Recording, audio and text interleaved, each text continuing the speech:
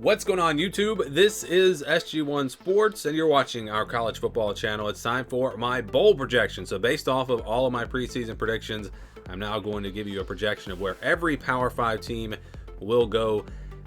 Now, I'm not going to do every single bowl game. If it's a bowl game that does not involve a Power 5 team, if it's a Group of 5 versus Group of 5, I didn't do those. Look, I could just make something up and plug teams in there, but it really wouldn't mean anything because I said this the other day, I haven't really evaluated all those Group of 5 teams. So we really just focus on the Power 5 teams here, and I'm going to try to do this every week during the season. I'm going to try to update this every single week. I've never done that before. Usually do preseason bowl projections, but I don't do it as the season goes on besides the New Year's Six bowls.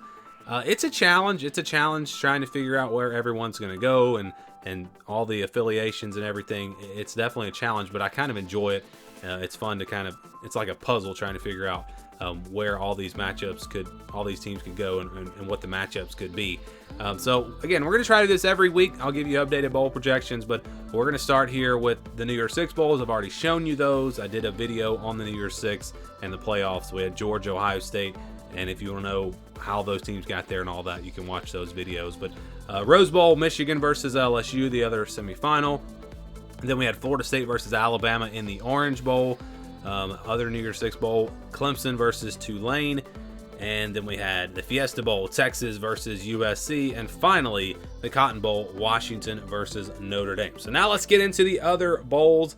I was able to get every single bowl-eligible Power 5 team based off of my predictions into a bowl game except for one. And the one team I left out was Iowa State, because I said this before, if I could change my predictions now, I would not put Iowa State at 6-6 because of Hunter Decker's not playing, more than likely. I guess that hasn't been confirmed, but I'm not expecting him to play this year. And so that's the team I left out. So if you're wondering, yes, I did have them at 6-6, but I did leave them out of these projections. All right, so we're going to go through all the bowl games now. We're going to start with the Citrus Bowl. Tennessee versus Penn State, two 10-2 teams based off of my predictions. This is the top bowl game for the SEC outside of the New Year's Six bowls. The Citrus Bowl gets the first pick, and then after that, it's kind of, there's like a couple of tiers, but there are no like rankings or anything. So Tennessee going to the Citrus Bowl versus Penn State, and this would be a really big matchup. These are two teams that I think have a really good shot to get to a New Year's Six bowl. It just depends on how things play out. I did not have the Penn State in there because of the rankings, because of their resume, but they absolutely could potentially get into a New Year's Six bowl and be ranked a little bit higher. But again, if you go back and watch the videos that I've done, some of this will make more sense. If you're jumping in now, again, I would suggest you go back and watch the playoff predictions, the New Year's Six predictions, my final projected top 25, and go back and watch those. And of course, we did predictions for every single Power 5 team as well, wrapped them up with conference videos where I went through and showed you the standings and also who would win the conference championships. So again, if you're joining us late, go back and watch those videos. All right, next up we got the Liberty Bowl, Arkansas versus Texas Tech. Pretty good matchup here. I think that will be a good one. Then we're going to have the ReliaQuest Bowl, Ole Miss versus Wisconsin. You got I would say, it's a spread offensive of Ole Miss versus the power game of Wisconsin, but it's going to be a different story this year with Wisconsin. They're going to be more of a spread offense. So this could be a really fun matchup here between two top 25 teams. And then we'll go to the Texas Bowl, Texas A&M versus Oklahoma, a preview of many matchups to come in the SEC between these two, and I think that would be a good one there in the Texas Bowl. Moving on to the Gator Bowl, Auburn versus Miami, kind of an interesting matchup here. I don't know if these teams, I'm trying to think of when they have played. I can't remember them playing maybe ever, or at least not in a long time. So that'll be a good matchup there. Then we go to the Duke's Mayo Bowl, Duke versus Kentucky. So how about that? Duke in the Duke's Mayo Bowl. And you got two basketball schools going at it here, Duke and Kentucky.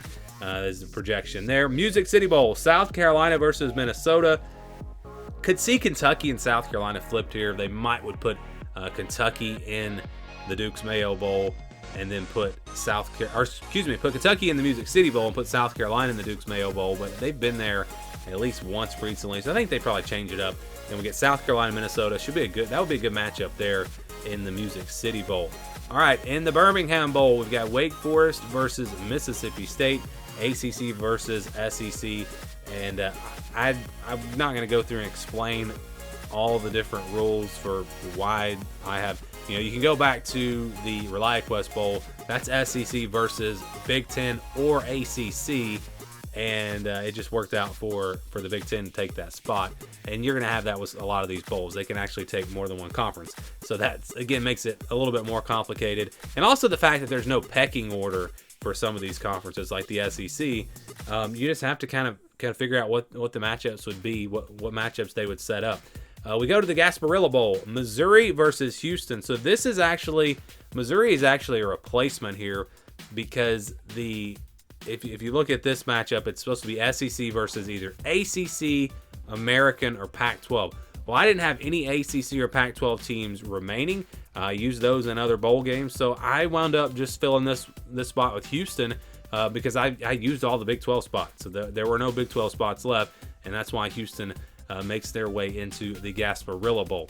All right, moving on to the Las Vegas Bowl, Iowa versus Oregon. This will be a good matchup here. You wonder about the Iowa defense, and you wonder about the offense. How are they going to be this year going up against a more balanced Oregon team? I'd probably take Oregon to win this game. But we go to the Pinstripe Bowl next. It's Pittsburgh versus Maryland. Interesting matchup there. Next up, we've got the Guaranteed Rate Bowl, Nebraska versus UCF. It's the Scott Frost Bowl. These are his ex-schools, Nebraska, UCF. That could be a good matchup there. Moving on to the Quick Lane Bowl, Toledo. So we're going to have a MAC team here. I have no idea who it'll be. Toledo's a team that I have looked at, and I think they're going to be pretty good this year, maybe win that conference. It does not have to be the MAC champion. It just has to be a MAC team. Their champion, as far as and for my research, their champion doesn't go to a specific bowl. But Illinois representing the Big Ten here. Toledo, Illinois in the Quick Lane Bowl. And then we move on to the Alamo Bowl. This would be a really good one. It usually is. And I think this year would not disappoint here. Kansas State, Utah, 2 9-3 teams based off of my predictions. So definitely a good matchup there. And then we go to the Pop-Tarts Bowl. Yes, the Pop-Tarts Bowl, a new name for this one. This one will be, I think this is in Orlando. It's what used to be the Camping World Bowl. We've got TCU versus North Carolina, a couple of 9-3 teams here as well. So this would be a really good matchup. Based off these projections, there would be some good bowl matchups outside of the New Year's Six. And this is another one. Independence Bowl, Kansas versus UCLA, another game of basketball schools. And I think this would be a good matchup here. I really think Kansas is going to surprise people this year. UCLA has potential to be good as well. So that could be a good matchup there. Moving on to the Armed Forces Bowl, UTSA versus Oklahoma State. That's a big opportunity for UTSA. Now, I've got Tulane winning the American, but I think UTSA definitely is in that running to possibly even get to a New Year's Six Bowl. But if they don't, I could see them here in the Armed Forces Bowl versus Oklahoma State. Then we got the First Responder Bowl, Baylor versus SMU, Big 12 versus American. And again, I don't have all the. This was actually a weird one here, because this one, it's Big 12, it's ACC, American, or Conference USA. So you just take 2 teams out of those 4 conferences, and it worked out here for Baylor versus SMU. Moving on to the Fenway Bowl, Boston College versus Memphis. That's just a kind of a weird matchup there, but it would make sense for Boston College to be in the Fenway Bowl. Moving on to the Military Bowl, NC State versus East Carolina.